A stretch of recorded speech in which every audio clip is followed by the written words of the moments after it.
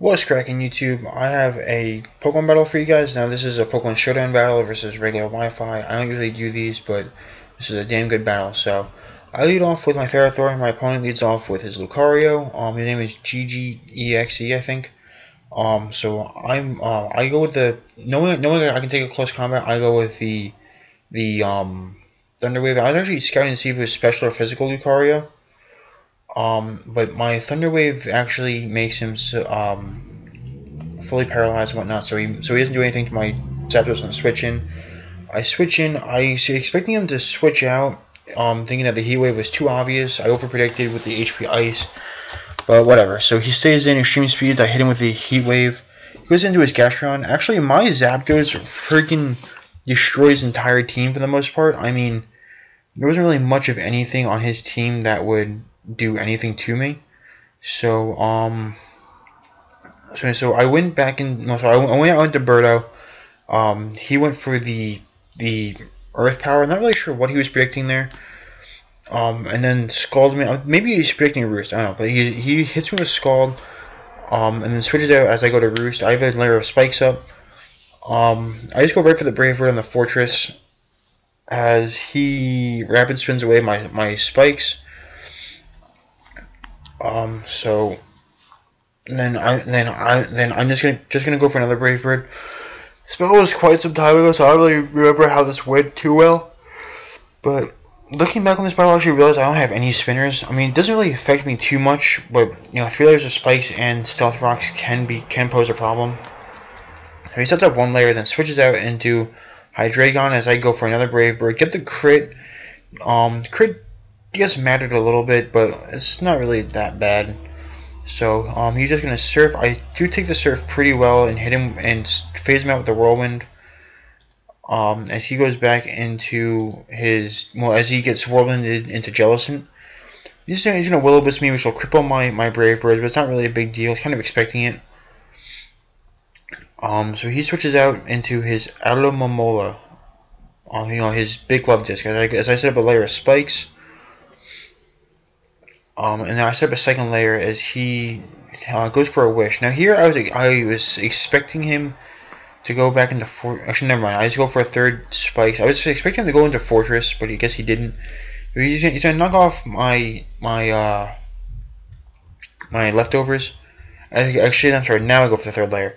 So now I'm expecting again for the Fortress. So he switches out. He goes into Fortress, takes 25%, lives the spikes. And I Whirlwind them out, which means that I'm guaranteed to keep the spikes there because he can't switch back in. It's a great play on my part.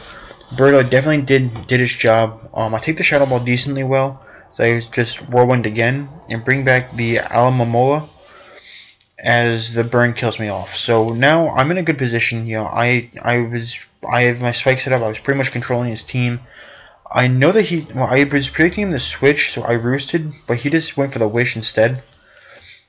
Not that bad of a play. I go for the Hidden Power Ice, expecting the Gastron to come out, expecting the Volt Switch. But instead, he's just gonna go for the knock off my Life Orb. Not really a big deal. I'm just gonna roost back up to see what he wants to do. He's gonna Toxic me, which isn't really good because my Generator is basically like the star player on in this battle right now because he does take out most of my opponent's team pretty easily. So I'm gonna Volt Switch out into my Chomper.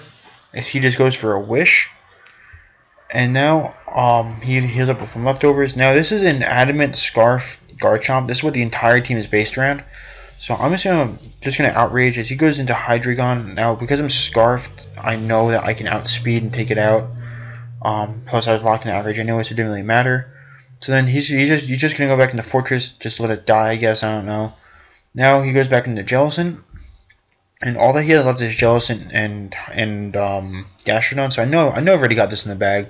I'm gonna switch out into Manny, the Mammal Swan, as he goes for the Will-O-Wisp, which kind of sucked, but I would rather take the Will-O-Wisp on this than on Garchomp. I mean, and even after the burn, Earthquake does do a decent amount of damage, but he's just gonna Giga Drain, gain back a good amount of HP. The burn takes me down to 6%, no 2%. I don't know. I can't see it from here. But then the Earthquake is going to do a nice bit of damage. He knew that the burn or the Life Orb would take me out, so he just goes for the Recover. I go back out into Tentacle, take the spikes and stealth rack damage pretty well. I was hoping maybe I could get off a Leech Seed. That was a especially defensive one, and the Shadow Ball was resisted, but I guess I can't. So actually, I think I also saw the entire moveset. I didn't remember Shadow Ball. I don't know, but this time he does go back into Gash. He does go to Gastrodon, expecting the Volt Switch. I just wanted to play it, to play it out with that Volt Switch. I was tired of over predicting. So I go out into Abu, take the Skull like a boss with like 9% or something like that. In close combat, the Gastro. I bring it down to a point where I'm pretty sure I can, where I know for a fact I can take it out, especially after looking at that damage. I mean, granted, this is a Choice Banded Infernape, but whatever. So go back out to Chomper. Chomper is just going to proceed to Outrage, take out the Gastrodon, and then taking out the Jellicent. So it's a great game. GGexe. Rate, comment, sub, and I'll see you guys soon. Peace out, YouTube.